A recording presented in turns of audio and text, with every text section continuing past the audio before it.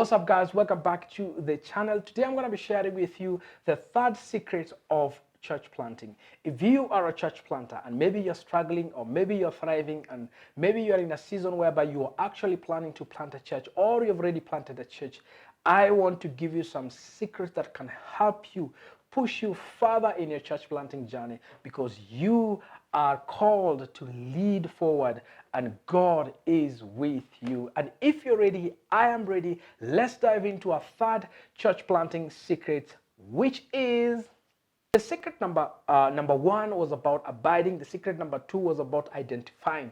The secret number three is, it comes from the book of Jeremiah, and I'm going to read, okay, verse 1 to verse 6. This is what it says.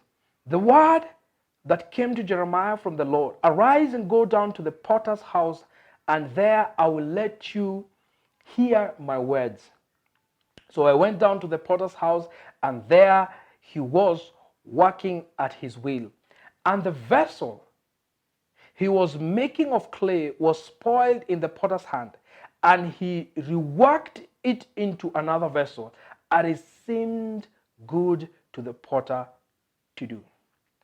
Then the word of the Lord came to me: O house of Israel, can I not do with you as the potter does?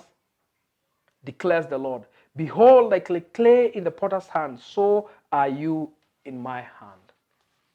Friends, this is the third secret of church planting.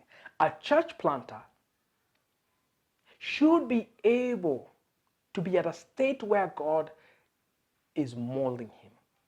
You need to allow God to mold you to be the vessel that he desires, not the vessel that you desire. You might desire to be like whichever pastor that you admire, but that might not be the vessel that God desires you to be.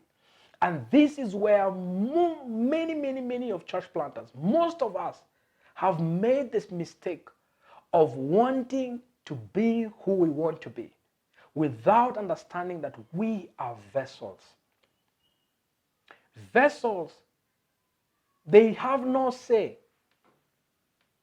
When a potter is making a vessel, the vessel itself has no say of what the potter should design, of what the purpose of the vessel should be. The only person who has full control is the potter himself. He has full control of what the purpose of the vessel is, how the vessel should look like, how the texture of the vessel, the color of the vessel, everything about the vessel. It is the potter that has the final say. But friends, let me talk to you as a church planter. Why are you trying to be another vessel? Why are you trying to compare yourself with another church planter, where else God is molding you into being something different? The biggest killer, the biggest point of frustration that most pastors have is when they start comparing themselves with other pastors. When God called me to plant a church, I must be able to yield to his leading. I must be able to be moldable so that he can mold me to the vessel that he desires me to be. By now you might have a gift. By now you might be, you might have a team. You might have even a venue. You might be even doing church planting already. But the question that I want to ask you is this: are you allowing the potter to mold you to the vessel that he wants you to be? Or are you trying to drive yourself crazy, trying to be like someone else who you're not? The secret to church planting is to be able to stay at a state where God is the one molding us.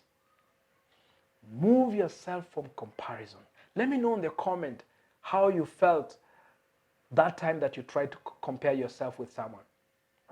Have you ever gone to a church, you've gone maybe to visit someone, or you've gone to a conference, and you see the church and you're like, wow, I want to do something like this.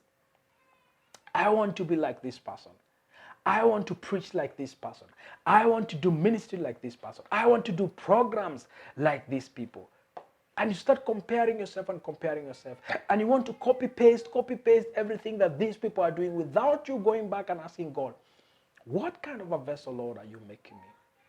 Because a pastor who is in the city and is being faithful with 500 people, and a pastor who is in the rural areas who is faithful with 5 people, the same people, as long as they allow God to mold them, that's where fruitfulness comes in. Remember, friends, we need to be fruitful as church planters. And the only way we can do this is by allowing God to mold us. And this is the third secret of church planting. Ask God this tonight as you go to sleep, tonight as you meet with your family, tonight as you do devotion with your team. Sit down and ask them, are we allowing God to mold us? Or have we taken the space of the potter? Are we trying to mold ourselves? Are we trying to mold ourselves? Or have we given God the full control as the potter so that he can mold us to who he desires us to be? Remember this. Every vessel has a purpose. And being out of God's purpose for your life, you will struggle. A cup is used for the purpose of drinking. You can choose to take the cup and eat from the cup. But the purpose of the cup is for drinking. It's the same with a spoon. The purpose of the spoon is different from the purpose of the cup. And because the designer, the manufacturer, the person who molded and made that thing knew that the purpose of this thing is to do 1, 2, 3 things. And let me tell you, when God was sending you in that city, he is the potter. He is the one who knows the kind of vessel that will be successful where you are. And you, friend, you need to be able to be at a state whereby you're molded. Ask the Lord to search you, as David said, search me, O Lord. Search me, O Lord. Ask the Lord to search you. I know if there are things in you that you just need to, work out in your life. And friends, this is the third secret of church planting. Let me know in the comment, is this thing making sense? Are you finding value from this Bible verse? Are you finding value from what we are teaching you here? If you are finding value, make sure you subscribe, because you'll get more and more content and more helpful content to help you improve in your church planting journey. But also do this.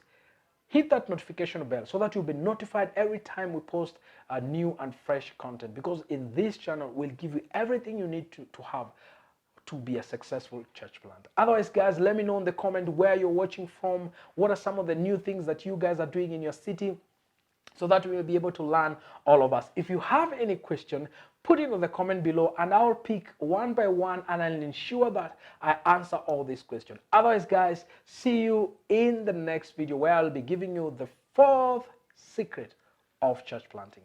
Bye-bye.